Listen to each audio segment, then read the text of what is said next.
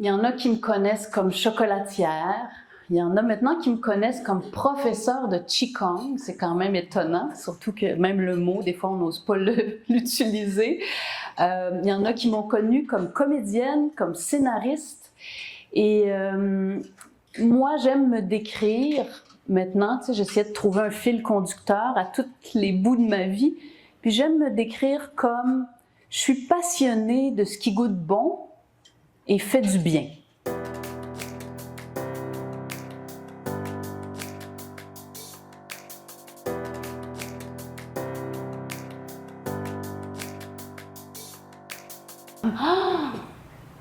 Un monde de possibilités qui s'ouvrait pour moi. C'est comme si je venais de voir le chocolat, je pensais que c'était ça, mais finalement c'est ça.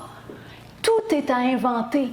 Et ça m'a excitée. Au point que je me suis mise, sans me poser de questions, dans ma petite cuisine, à faire du chocolat. Le plaisir simple de faire quelque chose que j'aime, sans me poser vraiment de questions, puis les gens aiment ça. Ben let's go. J'ai continué, puis là je me suis dit, en faisant mon chocolat, hey, entre mes contrats, je vais faire ça. Je vais partir une chocolaterie. Aucune question. Et ça, c'est la joie de l'inconscience. Parce qu'on pourrait dire « Oh, que c'est courageux de partir une chocolaterie à 22 ans! » Mais non, soyons honnêtes et réalistes. C'est pas courageux. C'est l'inconscience totale. Je ne savais rien. J'avais aucune idée dans quoi je m'embarquais. Alors c'était si facile de dire « Oh, que ça va être le fun! » Et ça a été le fun. Par plein de moments, vraiment le fun. Et d'autres moments, c'était vraiment dur. Moi, j'ai remarqué que quand je suis dans un projet qui me tient à cœur, qui fait du sens pour moi, c'est là que mes résultats vont de pair.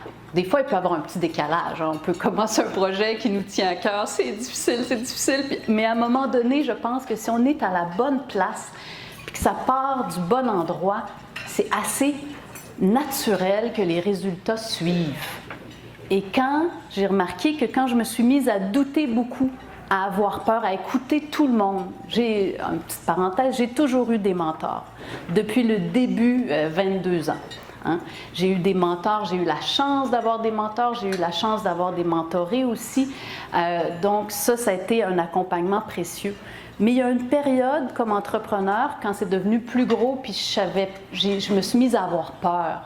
Me dire « Oh, j'ai pas les compétences, moi, pour gérer ça, là, je sais pas, je connais rien là-dedans, dans le fond, je peux me tromper. Alors, je vais écouter les conseils de tous. » Puis, à un moment donné, ma motivation profonde pour mes projets s'est effritée tranquillement. Et je commençais à entendre à l'intérieur de moi « Il faut que tu ralentisses. » Mais là, je me disais, ben voyons, je cours comme une folle du matin au soir. Si je ralentis, ça va s'écrouler, là. Puis tout ce beau monde-là compte sur moi, que ce soit mes enfants, mes employés, mes partenaires. Tout ce monde-là s'attend à ce que ça continue à augmenter, à croître, à bien aller. Donc, je ne voyais pas la cohérence entre mon intuition qui me dit « il faut que tu ralentisses » puis la réalité de faire ça dans la vraie vie. Comme entrepreneur, si on veut rassurer nos employés, nos équipes, nos partenaires, il faut qu'on soit fort. Bon, on n'est pas malade, on n'a pas de problème, on n'est pas fatigué, on n'a pas rien qui nous affaiblit. On est un leader, on avance, suivez-moi, tout va bien aller. Mais la réalité, là, c'est qu'on a des peurs. Je vais parler pour moi, disons que je serais la seule. Là. J'ai des peurs. Mais quand tu cours tellement vite, des fois, tu t'en rends pas trop compte. Tu cours tellement vite qu'on dirait que tes peurs n'ont pas le temps de te coller. Mais quand tu ralentis, oh pelaille!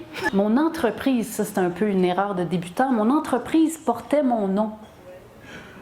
Alors, je suis Geneviève Grandbois, oui, des chocolats, oui, mais non, plus vraiment.